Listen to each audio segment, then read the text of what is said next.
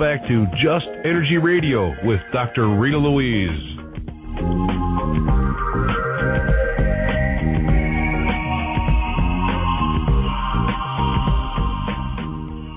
Hello and welcome back to Just Energy Radio. We're here speaking with Dr. Steven Greer about his new book, or his book, Contact, Countdown to Transformation, and just about the whole contact with extraterrestrial beings. His webpage is disclosureproject.org.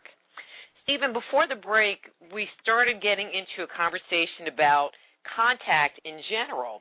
And I think when most people think of contact, they think of seeing a ship fly by or an abduction experience or something like that. Are you talking about the same kind of thing, or are you talking about a different level of contact? Well, we're really talking about, we have had extraterrestrial vehicles come by and interact with us, and the book that you mentioned, Contact, Countdown to Transformation, has with it comes for free with the book, a DVD that shows some of those sort of events in craft in broad daylight that are materialized right there, and nighttime events as well. I think that now the abduction issue is another whole discussion. There are people who've had contact with the beings, but the majority of cases that are allowed to make their way out through movies and books are actually hoaxed military events that are being done to scare people. So people have to understand that there's maybe only, I would say, less than 10% of those accounts that make their way out to the public are actually ET encounters. Most of them are frightening things that the counterintelligence geniuses have concocted, hoaxing these kinds of events, which they certainly have the ability to do through clever stagecraft. But the actual ET contact events we're talking about have been going on for a long time. In fact, I dare say it's an ancient thing. When I was in Italy once, I think it's at the Uffizi Gallery in Florence, there's a painting of mother and child, the Mary and the Madonna and Christ, and on her shoulder is a star symbol, and up in the sky above her shoulder is what looks exactly like a modern-day quote-unquote UFO. And there's a beam of blue light coming from it, and underneath it a group of people with looking up at it and putting their arms up into the light. And that was from the 1400s. There are cave drawings from 5,000 years ago in both India and France have been carbon dated to 5,000 years at least, where there's similar scenes that have been depicted by cave dwellers back in 5,000 years ago. So I think we've never been alone. I think there's intelligent life throughout the cosmos. Even the mainstream astrophysicists say that there are tens of thousands of civilizations in our own galaxy, the Milky Way, and our galaxy is just one of billions of galaxies out there. So I think that when you look at it, it's a statistical certainty that we've been visited, and the evidence is there.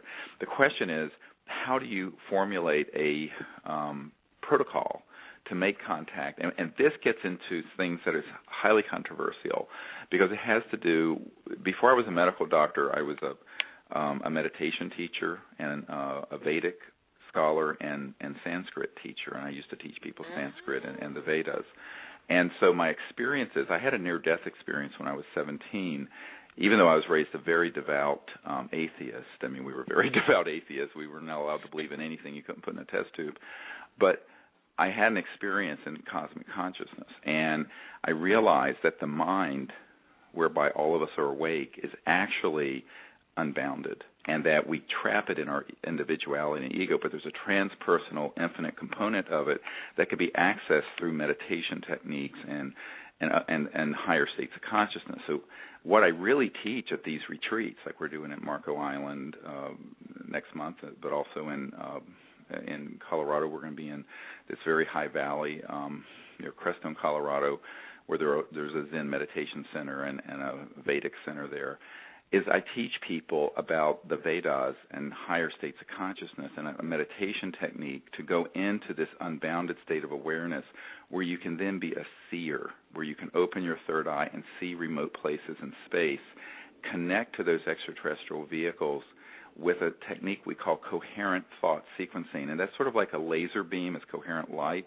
where we line up the awareness and the thought in sort of a laser beam of thought that connects to the electromagnetic communication systems that these extraterrestrial civilizations have, and we show them then our location. We literally zoom in from outer space and show them the Earth, North America, Marco Island, Florida, right down to the state beach that we have reserved for our group to use.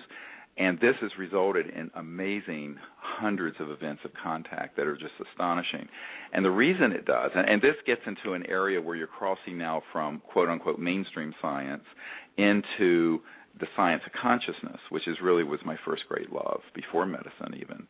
And that is that the mind being in this connected all the time, and Rupert Sheldrake and Larry Dossey and others talk about this, that there's this aspect of the mind that's omnipresent, that we're always plugged into, even if our conscious awareness isn't always there with it.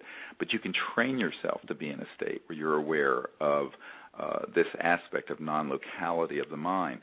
And when you begin to have that experience more and more, it becomes obvious that these interstellar civilizations are living in that state as well, because when they go faster than the speed of light, it's not like they're speeding up and going. They're literally, their vibration and resonance frequency of the shift and the beings on it goes beyond the speed of light into, quote-unquote, another dimension, which the mystics would have called the astral world. It's sort of like the spirit body or the ghost world, but it's an electronic version of it. And so they're then moving non-locally across the distances of space. It's the only way you can go interstellar. And so these sciences are what I teach, but it crosses over into this aspect of consciousness, higher states of consciousness, and the ability to see, be a seer, and remote view distant places in space and time, and then use this technique to contact. Now, what's interesting is that the extraterrestrial civilizations not only have this innate ability, but they have electromagnetic devices, and there are many accounts of this, that actually interface with thought. So if they want the spacecraft to go a certain place, they can touch the panel and think to it.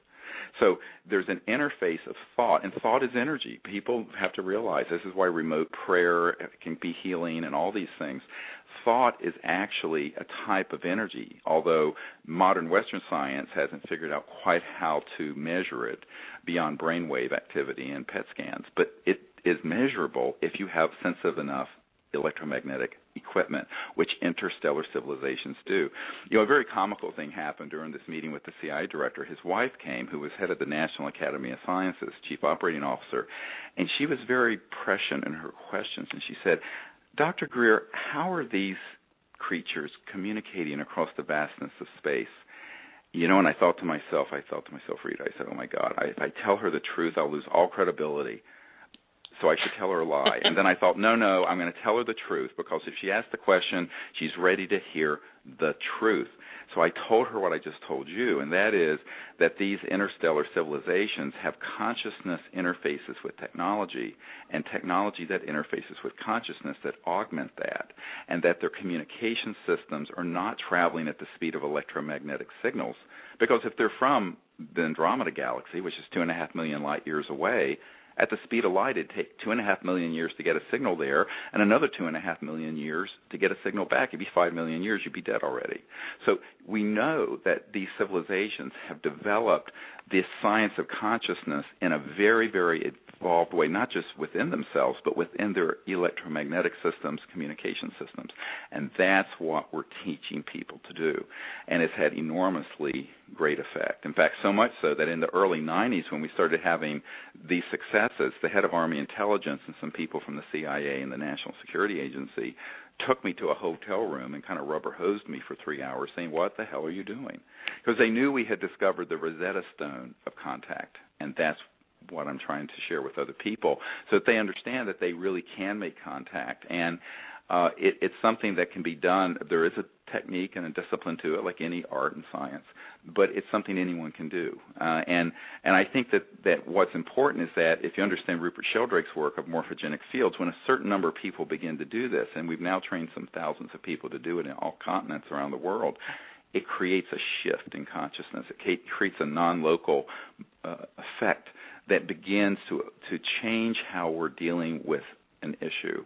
And that's the power of people doing this together and coming together and doing it as a group of people in a higher state of awareness. It's incredibly powerful. Let me just kind of feedback what I think I hear you saying. So, I mean, I do readings, and I do a lot of them over the phone. I'm on the phone a lot. And, and it kind of blows people's mind because I can be on the phone and I'll start talking about what's going on in their digestive system or this or that, and then I start talking about their spouses, and they don't tell me really anything. And so what you're saying, it's like doing a long distance, and I'm going to say reading, for lack of better words, except we're talking really long distance. Right. Like no area codes. That's right. Right. Absolutely. But the thing is, there's no distance. You have to stop thinking linearly when you start talking about consciousness, because consciousness is infinitely non-local. It's like folded within every human being, because they're awake and can become aware of awareness, is a universal quantum hologram where all that exists in the cosmos is accessible by virtue of the nature of consciousness itself. In fact, the guy who invented modern quantum mechanics, Schrodinger, said in the early 1900s that the total number of minds is one. That is, it's a singularity. And once you arrive at that singularity, you can then begin by subtly using intent to see remote places, communicate, and contact. Now, that's true of not only other worlds but other people. But through remote activity, you can do, what people call psychic. I don't like that word really, but you can do that and also affect healing. I mean, my dad was dying of a lung cancer, and I was living in Israel and went to this place that was a shrine and prayed and visualized that going away, and it was inoperable, and he was supposed to die, and a few weeks later it was gone. And the doctors just wrote it off as a kind of spontaneous remission. They could figure it out, but we know what had happened.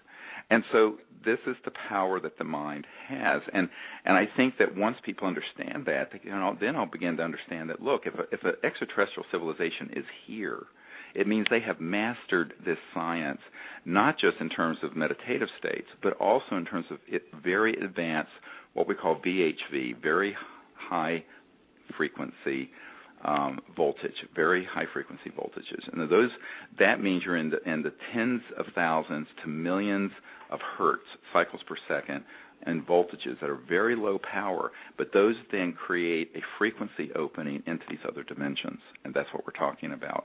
And that's why this coherent thought sequencing and remote viewing enables people to not only see these spacecraft at remote places, but also to then have contact. And then what will happen is that the contact can proceed on a trans-dimensional level. For example, we were at Joshua Tree about 15 months ago up in California. We'll be back there again this year in November. And we had this, like an orb, a sphere, float with us through the desert. We could see it naked eye. I mean, it was fully materialized. And then it vanished, and then we heard what sounded like a group of people standing around in the desert speaking, but we have these fourth-generation military night scopes, and there's nothing there. Suddenly, a person on my team got the intuition, and it's very intuitive, to take a photograph and keep the lens open about 3 or 4 seconds. And she did that, and in the picture is an extraterrestrial diplomat waving at us. That was there, naked eye, you couldn't see him, but he flashed in transdimensionally very briefly in this photograph. It's an amazing photograph. And actually a lot of these images that we'll be sharing at these retreats that are coming up are not in this new book and DVD, because by the time that we had that printed last fall, we had so many more accelerating contacts happen that we have to come out with another whole edition. But what I'm saying is that you can have an extraterrestrial vehicle near you, and there'll be no visible sign of it, but we have electronic detectors that we have now, magnetometers and other electronic meters that will go off, and then suddenly, maybe it'll just be for a second or two, the whole craft will materialize, and everyone will see it, and then it'll vanish. Now, why is it being so cautious? Because there are weapon systems that are space-based tracking these things that would like to hit them with electromagnetic weapons.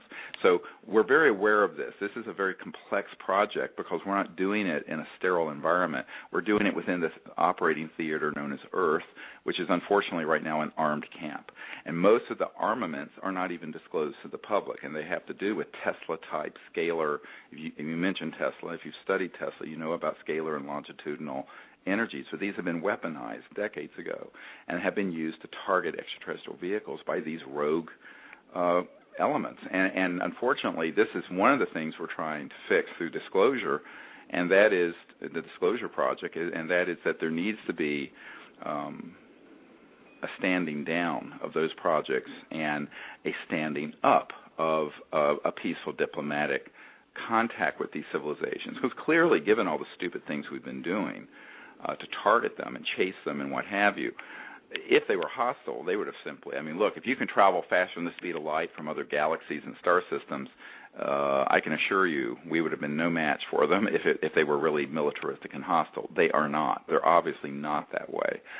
But they need to see that humans are willing to contact them for peaceful purposes. So I tell people that once you understand that the consciousness of an extraterrestrial person and the consciousness of a human at its core is this non-local hologram of unbounded cosmic mind and light, that there's just one people in the universe and we are they. And that's the foundation of what we're doing with CSETI. So in all of this work, what is the hope of making contact? I mean, there's obviously resistance from the government. Would it be to get, I hate to say it this way, but get technology from them?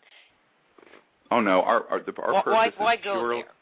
Why go there? Because, like anything, in an early stages of a relationship between one civilization and another, you need your wise elders. You need your wise people doing that, not a bunch of retrograde megalomaniacs who weren't breastfed long enough. I don't know what their problem is.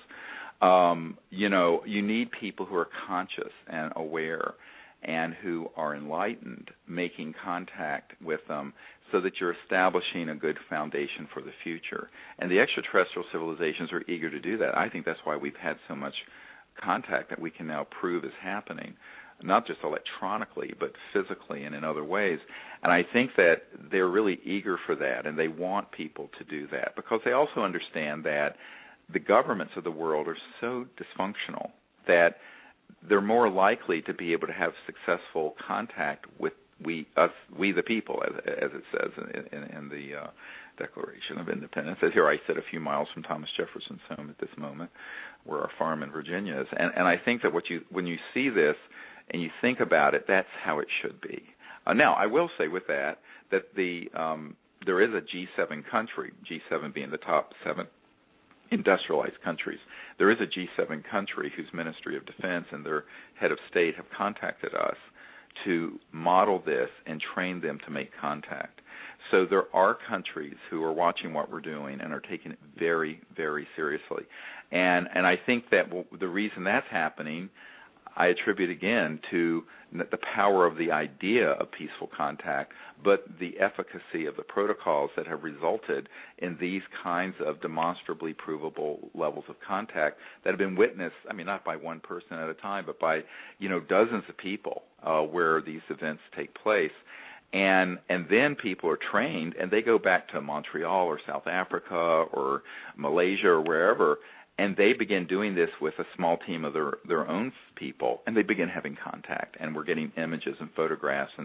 And I think what you find is that this is how the morphogenic field that Sheldrake talks about gets created on an important issue that's being resisted through the conventional power structure and governmental structures.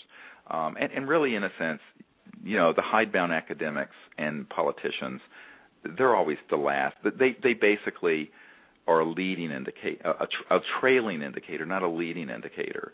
It's the people who get this idea and begin to do it and make a change happen. And really, the reason we're doing that is that we understand that this is how transformative change happens. It's like groups of people doing something new, out of the box, coming together and organizing to do it. And that's how all revolutions happen, evolutions happen. And that's the history of the human race. I mean, I always try to imagine, it's not a very good image of, the proverbial, flying saucer landing on the White House lawn. And then you think, well, who are they going to send there? Well, it's like exactly. the head of the CIA. It's like, well, wait a minute. Can we start with like the Dalai Lama or somebody that is going to be like cool and not bring machine guns? Well, this is the whole problem. When I was on Larry King Live, he said, "Why don't they just land on the White House lawn?" And I said, "Well, whose White House? The Casa Blanca in Colombia, South America, the Élysée Palace in France. Who?" And I said, not only that, but if they were to attempt to do something like that, they would be blown out of the sky by these weapon systems I'm talking about. So I think it's, we have a dysfunctional arrangement where this hasn't gotten to that point of appropriate response. There have been inappropriate responses, cover-ups, lies, disinformation, chasing these things with jets and firing on them and all kinds of stupidity. There has not been an enlightened, coherent response that's been peaceful and diplomatic. That's what we're doing, and that's what we think that the more people who get trained to do this and understand, and it's also a wonderful spiritual experience. Many people don't realize when they come on these week-long retreats that they're really getting a whole course in meditation and Vedic sciences and the Siddhis, Siddhis, and Sanskrit and all of that. And people say, "What's the connection?" I said, "Well, the sort of the entry point to being a true ambassador from humanity to these other civilizations is the understanding and experience of cosmic consciousness." And so this is non-trivial because most people think that's the end point. I said, no, that's the beginning point for what we're doing. If somebody was interested in taking the training, are there any special requirements that they would need to have? Do they need to feel like they're intuitive, or can anybody just sign up and participate? No, anyone can do it so long as they're, first of all, not prejudiced. They don't have this idea that there's the good aliens and the bad aliens and we should kill the bad ones. If they come into it with that kind of atavistic and primitive thinking, they're just not suitable to be diplomats, are they? But I think that the other thing is that, there was a guy who was a title examiner and a home inspector in San Diego who didn't know anything about this. He came on one of these. We trained him. He became the remote viewer who called into Coast to Coast AM when Art Bell was doing a contest test and was the one who was able to see this object that Art Bell had put on his refrigerator because he was so clear as a remote viewer. But he had never had experiences like this in his whole life. So I teach a type of mantra meditation and Vedic meditation, and then remote viewing training where you are trained to see remote distances using consciousness, and then use that to then use this coherent thought sequencing to make contact with the extraterrestrial civilizations. But anyone can do it, and I think it's the other thing that I really think people have to clear their mind of is thinking that you have to lay on a bed of nails for 40 years or be some guru in a cave. That simply isn't the case. If you're conscious and you're awake, you can be aware of that awareness and then go into deeper and more quiet levels of that awareness and then open to another point in space and time and see and become a seer. This is the birthright. If you go to the Aboriginals of Australia before we ruined their culture, this was just a common thing, what they call dream time, and their ability to do that. And this is folded within the capability of every man, woman, and child on Earth and every sentient being in the universe, moreover.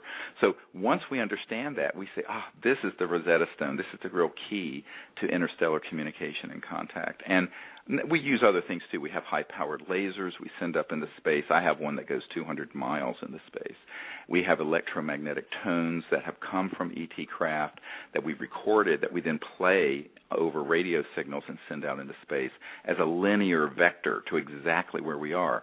But the key is this understanding of the science of consciousness. And this is what we teach on these week-long retreats. And I really think anyone can do it. And I recoil at the idea that you have to be special or gifted, because I think everyone is special and gifted. They're conscious. There's no reason why anyone, in fact, one of the most trusted people on our team is a very humble housewife from Arizona whose husband has retired as a Los Alamos electromagnetic engineer. But she just is one of the clearest people I've ever met, and she totally learned how to do this and has the most amazing clarity of seeing and remote viewing and intuition. So I think this is something that everyone can learn and should learn, because this is your birthright as a human being, really. Well, and we have like 2 minutes. There are conversations that say, but that's where our next step in our human evolution is that we're going to become more conscious beings and be able to utilize telepathy and those kind of gifts, which are right in alignment with what you're talking about as well.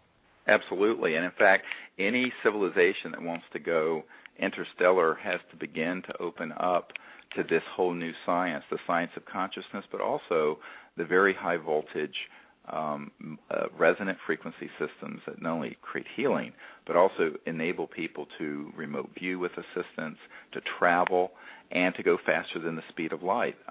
You're not going to be able to go to a star system that's 1,000 light years from here, which isn't very far. 1,000 light years is only 1% of the way through our galaxy. Because at the speed of light, it takes 1,000 years to get there and 1,000 years to get back. That's the time since the birth of Christ. So this area of science, which is really the crown jewel of why they're keeping this secret, is really the key to our future, not only in terms of free energy, ending poverty on the planet, abundance, healing, but it also opens the door for our ability transdimensionally to travel amongst the stars. Well, I'm still waiting for a transporter so I don't have to get stuck in bumper-to-bumper traffic. There you go. Well, that's another discussion. We've had these anti-gravity devices so you could float over roadways and add the vertical plane to travel since the 1950s. They were fully operational. I have photographs actually of the man-made ones all the way back from the 50s and 60s. So the world we're living in today is sort of a retarded version of what we should have and can have, but we're going to have to come together as a people and say we want it and we're ready for it. Okay, so we talked about your book. Let me just kind of wrap this up. The book title is Contact Countdown to Transformation. The website that we've been giving out, but there were a couple of other ones you discussed, was disclosureproject.org. Right. And your other website?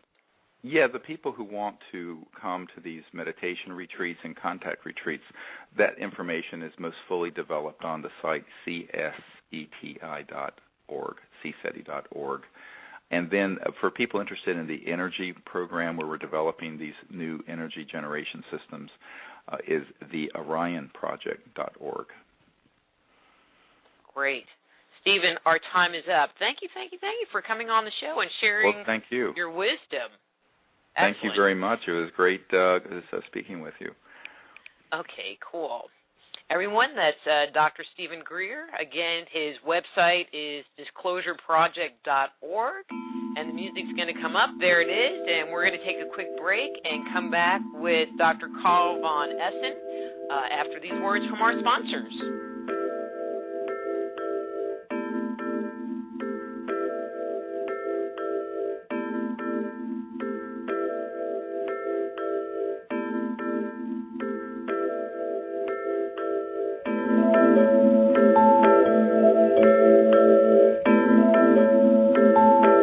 Just Energy Radio with your host, Dr. Rita Louise, will return right after these messages.